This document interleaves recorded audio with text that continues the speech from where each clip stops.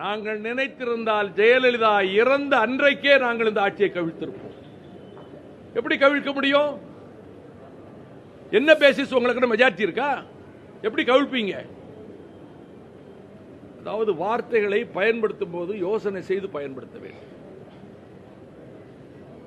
இப்பொழுது இந்த கருத்துக்களை சொன்னதற்காக என்னை நிந்தனை செய்து திமுக தரப்பிலிருந்து கர்ண கடூரமான வார்த்தைகளை உச்சரித்து என்னை விதவிதமான கோணங்களிலே அவர்கள் அந்த வாட்ஸ்அப்பில் முகநூலில் போட்டு ரொம்ப இழிவா அதை பரப்புறாங்க. நான் அதை பற்றி கவலைப்படலை.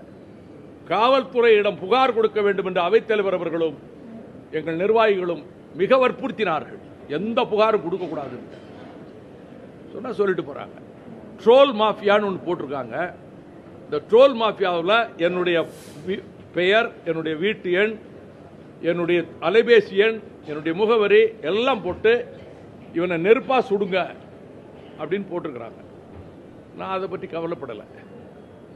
என்ன வேதனை என்று சொன்னால், நான் சொல்லாத கருத்தை நான் சொன்னதாக பதிவு செய்து அந்த பதிவுக்கு பதில் பலரை விட்டு அவர்கள் திமுக தரப்பிலிருந்து ஏச விடுகிறார்கள்.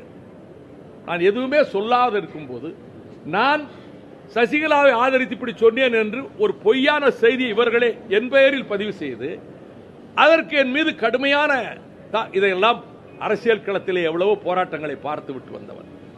இவையெல்லாம் நிற்காது.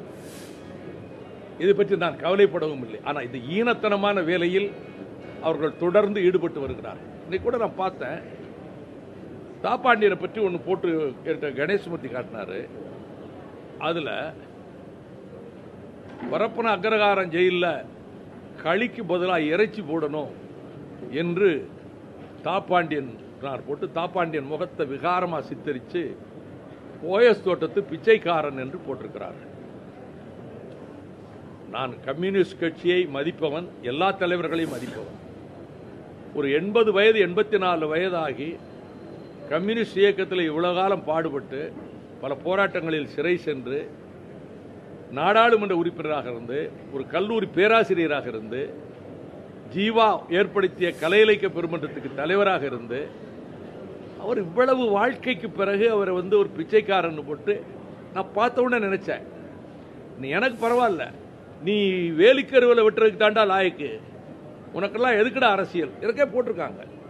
பரவாயில்ல, நமக்கு அந்த தகுதியாவது கொடுத்துட்டாங்களே, வேலிக்கருவில் வெட்டுற தகுதியாவது எனக்கு கொடுத்துருக்காங்களே, நான் மக்களுக்கு தாத்தனை செய்கிறோம்.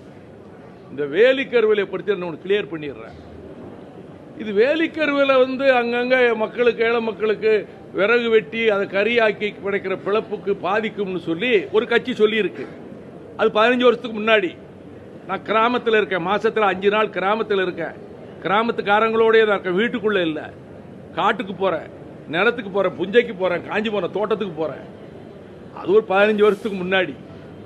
இதை கொண்டு 60ல் கொண்டாந்து இதை கொண்டாந்து விதைச்சு காங்கிரஸ் ஆட்சியில் நாசமாக்கி தொலைச்சிட்டாங்க. என்ன விளைவு? இப்ப யாரும் அதை கரிமூட்டம் போட்டு விற்கிறது கிடையாது. ஏன்னா பழைய பாய்லர்ல டீ போடும்போது அந்த கரிமூட்டத்துக்கு அந்த கரியை பயன்படுத்தினாங்க. இப்ப பாய்லருக்கே கேஸ் ஸ்டவ் தான் பயன்படுத்திக்கிட்டு இருக்காங்க. ஆகவே எங்க சீமக்கருவலை இது பண்றது கிடையாது. ஆனா சீமக்கருவலை வேலிக்காத்தான்னா அங்கே தெரியும், சீமக்கருவலை தெரியாது. வேலிக்கருவலை 60 அடி 80 அடி வரைக்கும் ஆழமா வேரூன்றி மொத்த தண்ணீரை உறிஞ்சிருது. அதான் பச்சை பசேல்னு இருக்கும், பட்டே போகாது.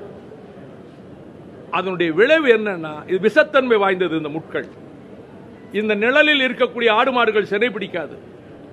இதனுடைய வேலிக்கருவலையினுடைய காய்களை தின்றுவிட்டு போகிற ஆடுகளினுடைய கழிவு எருவில இருந்து விதைகள் அந்த கீழே விழுது, மழை பெஞ்சா முளைச்சிருது.